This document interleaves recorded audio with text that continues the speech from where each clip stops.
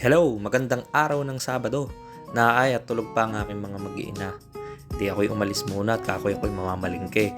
Pero yun nga, nung ako'y paalis na, ay nagising naman na rin anak ko. Di ka ako'y sige, sumama ka na sa akin.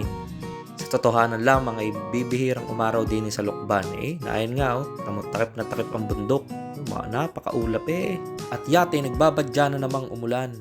Gay, balik tayo. Naay nga at ako'y nangako kagabi sa aking asawa na siya pagluluto ko ng batchoy. At habang kami papuntang palengke ay naisipan ko na rin mag-barbecue. Sabi ko, sige, pag-iihaw ko na lang rin mga are. At are na nga, papunta na ako sa karnihan. Nakita ko rin pata. Ang unang sumagi sa isip ko ay aking mga kaibigan na matakaw sa alak. Hindi ko sinasabing QS ito ha. Walang ganon, wag. At syempre, sasamahan natin ang atay. Mahalaga yan sa batchoy. At paglingon ko din ay naari pala mga gulay. Sa pagkakamahal na nga pala ng bilihin, grabe na ang Pilipinas. Kalabasa 20 agad. At syempre, dudukhaw ka ng mga ingredients pambatad sa barbecue. At sa masipag na tenderang aray, kumaway ka muna.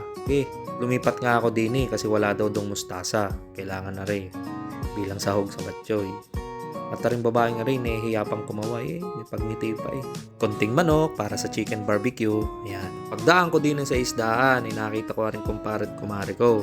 Sa sipag niyang dalawang yan, ako'y saludo diyan. Ako'y bumili nga ng ganaring isda at pang sinaing or kung tawagin din ginanga. At syempre, kailangan ko ng gata. Aking gagataan pagkatapos siganga. At syempre, aring walang kamatayang pansit na napaka-paborito ni Mrs. Aking pinagbalot, 2 balot aray. Tig-isa sila. Yan, tayo na to, uwi na. At nakita naman ng anak kong are, yung donut, di humingi siya ng pambili. Ayan, Masarap ang donut din pag gusto niyo pumunta kayo doon sa palengke. Napansin ko yung langit, sabi ko kapal ng ulap. Baka kakoy ako hindi makapag-ihaw, di ako dali-dali na sa pag-aasikaso at baka mamaya ay umulan pa. Kaya naman are, tinimplahan ko na ring barbecuehin. Kami na may bihira mag-ganari kapag may time lang kami mag-asawa. O kaya naman kapag naisipan, yun, ganun.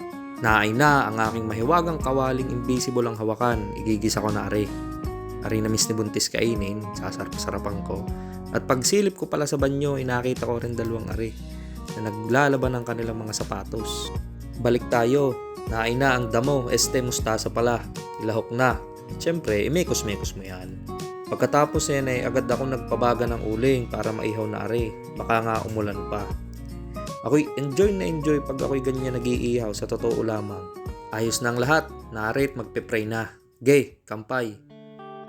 Simpleng pamumuhay, yan ang hangad lagi naming mag-asawa para sa aming pamilya. Yung makakain ng 3 beses sa isang araw ay sadyang napakasaya na. Big blessing yun mula kay Lord, kaya salamat po Ama. Maiksi lang ang buhay, gugulin mo ito sa pagbuo ng masasayang alaala kasama ang iyong pamilya. Gawin natin kung alin lang yung tama dahil ang buhay ay walang rewind. Hindi na maibabalik ang bawat pagkakataon na nawala. At kung sa palagay mo ay marami kang nasayang na oras, huwag mo na itong panghinayangan. Bumangon kang muli at magsimula.